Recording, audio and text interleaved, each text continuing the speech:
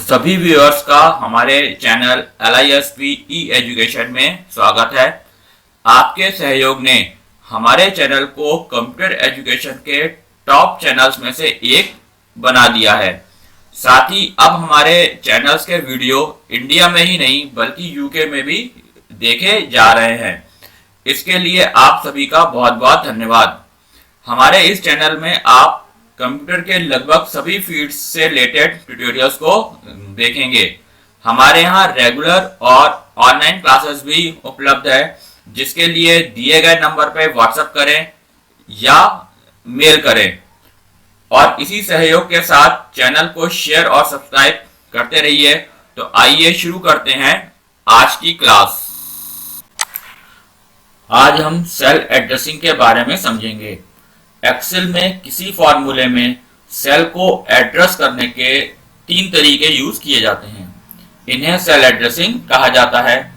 यह तीन addressing mode हैं: रिलेटिव एड्रेसिंग, एब्सोल्यूट एड्रेसिंग और mix addressing. Cell addressing Excel फॉर्मूले की रीढ़ की हड्डी है। तो आइए शुरू करते हैं रिलेटिव एड्रेसिंग से। जैसे कि ये शीट आप देख रहे हैं, इससे पहले ये शीट पे हम ऑलरेडी काम कर चुके हैं कि यहाँ पे हमें एम्प्लॉय के नेम, डिपार्टमेंट डेजिग्नेशन की बेसिक पे और प्रेजेंट डेज दिए गए हैं और मुझे यहाँ पे सैलरी निकालनी है। तो सैलरी का फॉर्मूला हमको ये दिया गया है कि बेसिक 13 इंटू पीडी। ये फॉर्मूला हम पहले भी लगा चुके हैं, एक बार दोबारा लगा के देखते हैं कि मुझे सैलरी निकालनी। तो हम लगाएंगे आप इक्वल टू 50 बेसिक का आप सैलरी यहाँ पे देख रहे हैं कि है D3।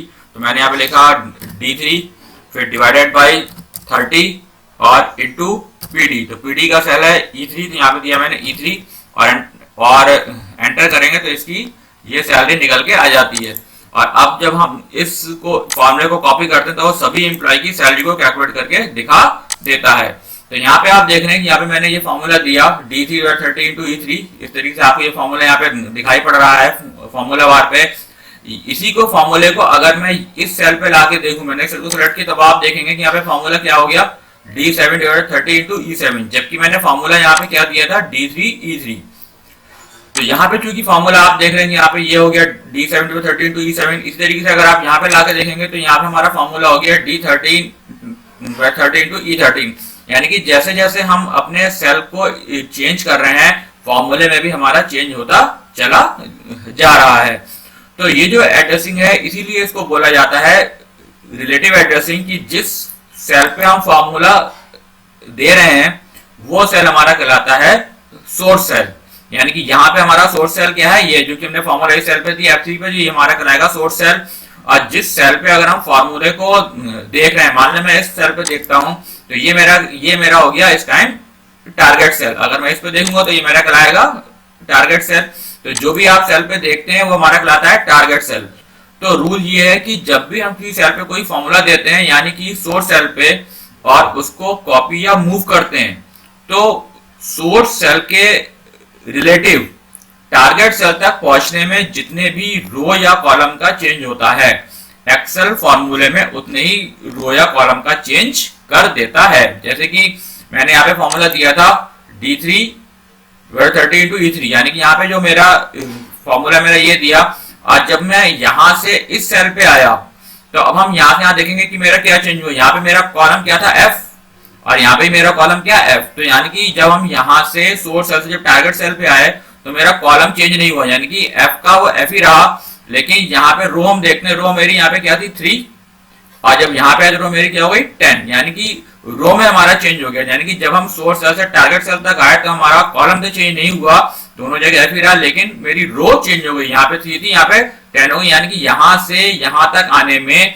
या सोर्स सेल से टारगेट सेल तक आने में मेरे रो में 7 रो का चेंज हो गया, लेकिन कॉलम में चेंज नहीं हुआ। तो इसीलिए एक्सेल फॉर्मूले में भी केवल रो को ही चेंज करेगा और कॉलम को चेंज नहीं करेगा। यानी कॉलम मेरा क्या था D है और यहाँ पे E है, और रो है 3 है। तो यहाँ पे जब आप देखेंगे तो कॉलम मेरा चेंज हुआ, कॉलम यहाँ पे भी D है, कॉलम यहाँ पे भी E है, लेकिन रो का यहाँ पे चेंज हो गया, जो कि यहाँ पे कितनी रो चेंज हुई थी 7, इसलिए यहाँ पे भी 7 रो का चेंज हो गया। और 3 में अगर आप 7 जोड़ेंगे तो कितना आएगा 10, तो इसलिए यहाँ पे उसने रो में 10 को चेंज कर दिया। तो इस तरीके से ये जो है कि जब हमारा सोर्स सेल से टारगेट तक पहुंचने में जितने भी रो या कॉलम के रिलेटिव चेंज होता है एक्सेल फॉर्मूले में, उतने ही रो कॉलम का चेंज कर देता है, इसीलिए इसको रिलेटिव एड्रेसिंग कहा जाता है। इस तरीके से अगर आप इस सेल पे देखेंगे तो यहाँ पे भी आप देख रहे हैं कि यहाँ पे चूंकि कॉलम चेंज नहीं हुआ, इसलिए फॉर्मूले में यहाँ पे भी कॉलम कहीं पे चेंज नहीं हुआ, केवल रो ही चेंज हुई है, जो कि यहाँ से यहाँ तक आने में आपकी कितनी रो चेंज होंगी 10, क्योंकि यहाँ पे रो है 3, यहाँ पे है 13, तो यहाँ से यहाँ तक आने में 10 रो चेंज होंगे, इसलिए फॉर्मूले में भी 10 रो का चेंज हो गया। तो ये हमारी कहलाती है रिलेटिव एड्रेसिंग, जिसे कि हम अब तक लगभग सभी फॉर्मूले में हम इसी एड्रेसिंग को यूज करते आए हैं।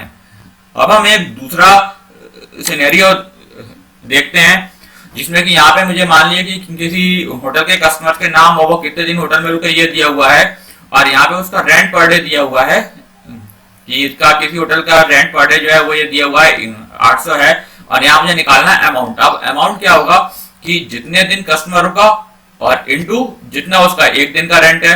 यहाँ पे मेरा सिंपल फॉर्मूला की अगर हम बात करें तो हमारे यहाँ पे हो जाएगा इक्वल टू, अब टोटल डेज का जो सेल है वो है मेरे यहाँ पे B5, तो मैंने यहाँ पे B5 और इनटू अगर मैं करूंगा यहाँ पे पर डे रेंट मेरा है यहाँ पे किस सेल पे स्टोर है B3 पे, तो यहाँ पे मैंने दे दिया B3।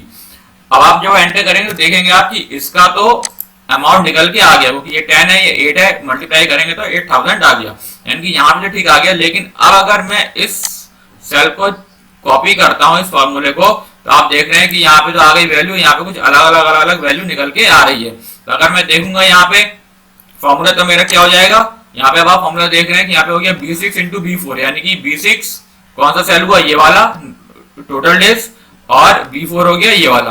क्यों? इसी तरीके से अगर आप इस सेल पे देखेंगे तो यहाँ पे भी क्या हो जाएगा B9 ये वाला सेल और B7 ये वाला सेल, जबकि होना क्या था कि हमेशा जितने भी टोटल डेज है वो मल्टीप्लाई केवल इसी सेल से होंगे और किसी सेल से उसको मल्टीप्लाई नहीं होना है। क्योंकि तो क्यों हुआ ये ऐसा? क्योंकि अभी हमने इससे पहले रिलेटिव एड्रेसिंग में यही पढ़ा था कि जैसे जैसे सोर्स के करस्पॉन्डिंग टारगेट में चेंज होता चला जाएगा, एक्सेल फार्मूले में उतने रो कॉलम का चेंज करता चला जाएगा। तो चूंकि यहाँ से आता जब आप आ रहे तो आप यहाँ पे देख रहे हैं कि कॉलम तो चेंज नहीं हो रहा, लेकिन रो लगातार चेंज हो रही है, इसीलिए फॉर्मूले में भी आप देखते हो कि यहाँ पे कॉलम कहीं पे चेंज नहीं होता, हर जगह बी का बी रहा है, लेकिन रो लगातार चेंज होती चली जा रही है, और इसीलिए हमारा रिजल्ट जो है ठीक नहीं आ रहा है। तो हम ये चाहते हैं कि जब हम इस सेल के एड्रेस को रिफर करें तो कॉपी या मूव करते समय ये वाला सेल का एड्रेस चेंज नहीं होना चाहिए। तो इसलिए मुझे इस सेल एड्रेस को फ्रीज करना पड़ेगा, जिससे कि वो कॉपी मूव करते समय चेंज ना हो, और इसके लिए हम फ्रीज करने के लिए किसी सेल को डॉलर साइन का यूज करते हैं। यानी कि इस टाइम मेरा जो फॉर्मूला हो जाएगा वो ये हो जाएगा इक्वल्स टू टोटल डेज यानी कि B5 और इनटू, अब क्योंकि मुझे ये वाला सेल एड्रेस फ्रीज करना है कि जहाँ पे मेरा रेंट पर डे दिया हुआ है, ये एड्रेस है मेरा B3, तो क्योंकि इस एड्रेस को फ्रीज करना है तो इसके लिए मैं पहले यहाँ पे डॉलर साइन को यूज कर दूंगा। जैसे कि मैंने यहाँ पे लगाया डॉलर और B और $3, तो यहाँ पे मैंने दिया। अब ये जो डॉलर साइन हम यूज करते हैं ये एक्सेल को ये बताता है कि इस फॉर्मूले को कॉपी या मूव करते समय सेल के एड्रेस को चेंज नहीं करना है। तो अब अगर मैं यहाँ पे एंटर करूंगा तो आप देखते हैं पहले का तो आ गया, और अब अगर मैं इसको कॉपी करूंगा तो आप यहाँ पे देख रहे हैं कि सबके अब सही सही रेंट निकल के आ रहे हैं, यानी सबके अमाउंट इसी से ही मल्टीप्लाई होते चले जा रहे हैं। और आप देखेंगे कि फॉर्मूले में भी यहाँ पे आपका है B5 और ये $B3 है। इस तरीके से यहाँ पे भी अगर आप देखेंगे तो ये वाला सेल एड्रेस जो है वो चेंज नहीं होगा, B3 का B3 रहेगा। यहाँ पे भी आप देख रहे हैं कि ये सेल का एड्रेस फिक्स हो गया, ये वाला तो लगातार चेंज हो रहा है, लेकिन ये वाला सेल एड्रेस कहीं पर भी चेंज नहीं हो रहा है। यानी कि मैंने इस सेल के एड्रेस को फिक्स कर दिया, या यूं कह लें कि इस सेल की हम केवल एब्सोल्यूट वैल्यू को ही अपने फॉर्मूले में यूज कर रहे हैं, इसीलिए इस तरह की जो एड्रेसिंग होती है इसको हम एब्सोल्यूट एड्रेसिंग कहते हैं। यानी कि इसमें हमने सेल के एड्रेस को बिल्कुल फ्रीज कर दिया, जिससे कि कॉपी या मूव करते समय वो सेल चेंज नहीं होगा। इसी एड्रेसिंग को एक दूसरे फॉर्मूले से और समझने एक दूसरी एक्सरसाइज करके देखते हैं, जहाँ पे कि मेरे यहाँ पे अब ये दिया हुआ है कि उस होटल के रूम टैरिफ दिए हुए हैं कि किस तरह के रूम का पर डे का रेंट क्या है। जैसे मेरा यहाँ पे दिया हुआ है कि एसी रूम का ये है रेंट पर डे, यानी नॉन एसी का 1200 रुपए है, डीलक्स रूम है अगर तो उसका 1900 रुपए रेंट पर डे, और अगर ऑर्डिनरी रूम है तो उसका 800 रुपए है। अब यहाँ पे मुझे ये कस्टमर की लिस्ट दी हुई है कि कौन सा कस्टमर किस किस रूम में कितने दिन तक रुका, और यहाँ मुझे निकालना है इसका अमाउंट।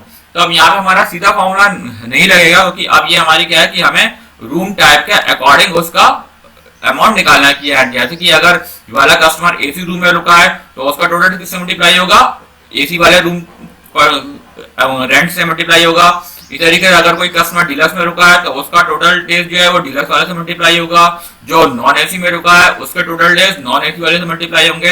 यानी कि जो कस्टमर जिस तरह के रूम में रुका हुआ है उसके टोटल डेज उसी के रूम के अकॉर्डिंग रेंट से मल्टीप्लाई होंगे। और ये हमेशा होगा कि जहां कहीं भी एसी वो हमेशा इसी से मल्टीप्लाई होगा। यानी कि उसके एसी रूम के लिए उसका सेल एड्रेस ये फिक्स रहेगा और इसी तरीके से डीलक्स के लिए उसका ये वाला सेल एड्रेस फिक्स रहेगा। तो यहाँ पे जो हम अपना आप फॉर्मूला देंगे वो हमारा इफ से शुरू होगा, क्योंकि हमारी ये कंडीशनल फॉर्मूला है। तो हम यहाँ पे पहले क्या लगाएंगे, इफ। पहले हम यहाँ पे चेक करेंगे कि उसका रूम टाइप है क्या। तो रूम टाइप जिसमें वो रुका है उसका सेट एड्रेस क्या है, यहाँ पे E5। तो मैं यहाँ पे दूंगा E5 और फिजिकल टू पहले मैं चेक करूँ। अगर मैं एक एक करके हमें सारे रूम को चेक करना पड़ेगा। मैंने चेक अगर एसी है तो उस केस में अगर ये कंडीशन ट्रू होती है तो उस केस में मुझे इसके टोटल डेज को यानी कि F5 को मुझे मल्टीप्लाई करना पड़ेगा किससे, ये वाला सेल से। और ये वाला सेल हमेशा फिक्स होगा कि जब कोई भी एसी तो वो इसी से मल्टीप्लाई करे, इसीलिए इसको हम यहाँ पे फिक्स रखेंगे। और ये सेल का एड्रेस है B5। तो यहाँ पे क्योंकि मुझे फिक्स रखना है इसलिए हम लगाएंगे $B और $5 फिक्स रखेंगे। इस तरीके से फिर मुझे अगले के लिए चेक करना पड़ेगा कि अगर यही सेल इसकी जगह मान लिया अगर वो एसी की जगह नॉन एसी होता तो फिर मुझे चेक करना पड़ेगा कि अगर उस सेल की वैल्यू नॉन एसी है तो फिर मुझे इसको मल्टीप्लाई करना है। यानी कि टोटल डेज आपका जो F5 है इसको मुझे मल्टीप्लाई करना है किस वाले से, इस वाले से। और ये वाला सेल का एड्रेस है B6, तो इसको भी हम फ्रीज रखेंगे यहाँ पे $B और $6 करके। इसी तरीके से फिर हमारी तीसरी कंडीशन आ जाएगी कि इफ की कि अगर उसका रूम टाइप यानी कि E5 अगर मेरा डीलक्स है तो यहाँ पे हमें मल्टीप्लाई करना है रूम टाइप टोटल डेज को इसके रूम टाइप से यानी कि B7 से। और फिर मुझे इसको फिक्स रखना है तो $B और $7। और इसके बाद फिर हमारी चौथे के लिए कंडीशन आ जाएगी कि इफ अगर उसका रूम टाइप यानी कि E5 अगर आपका ऑर्डिनरी है तो मुझे इसको मल्टीप्लाई करना है यानी कि F5 को, और मुझे मल्टीप्लाई करना है इसका सेल एड्रेस है B8। तो $B और $8। अगर मैं चाहता हूं कि इनकेस अगर कोई भी गलती से कोई भी और रूम टाइप हो गया हो तो फिर वो इसकी जगह स्टार दिखा दे। तो मैंने यहाँ पे फिर इन दो को स्टार कर दिया और अब हम सबकी ब्रैकेट को बंद करते चले जाएंगे। इसकी ब्रैकेट बंद हो गई, फिर इसकी सारी ब्रैकेट, फिर चार ब्रैकेट बंद करी। और इसके लिए हम जब एंटर करेंगे तो ये इसका फॉर्मूला अमाउंट कैलकुलेट होके आ जाएगा। तो इस तरीके से हम जो है अपने इनको यूज कर सकते हैं। उसका जब हम यहाँ पे कॉपी करेंगे तो सबके लिए वो यहाँ पे अमाउंट कैलकुलेट कर देगा। तो आप देख रहे हैं कि यहाँ पे आके वो सबको चेक कर देगा कि अगर एसी है तो इसको इससे मल्टीप्लाई कर रहा है, डीलक्स है तो इसको इस वाले सेल से मल्टीप्लाई किया गया है, ऑर्डिनरी है तो ये वाले से मल्टीप्लाई किया गया है। इस तरीके से हम कंडीशन के अंदर भी अपने फॉर्मूले को यूज कर सकते हैं। तो इस तरीके से हम अपनी इन एड्रेसिंग को यूज करते हुए अपने किसी भी तरह के फॉर्मूले यूज कर सकते हैं और हर तरह की शीट पे अपने कैलकुलेशन वगैरह को बहुत आसानी के साथ कर सकते हैं। तो आज हमने रिलेटिव और एब्सोल्यूट एड्रेसिंग को पढ़ा। इन दो एड्रेसिंग के बारे में हम यहाँ पे आशा है अच्छी तरीके से आप समझ गए होंगे। कल हम मिक्स एड्रेसिंग के बारे में देखेंगे, साथ ही साथ जो आपको कल एक्सरसाइज दी गई थी उसका सलूशन भी देखेंगे। तो बने रहिए हमारे साथ और चैनल को शेयर, लाइक और सब्सक्राइब करते रहिए। Thank you.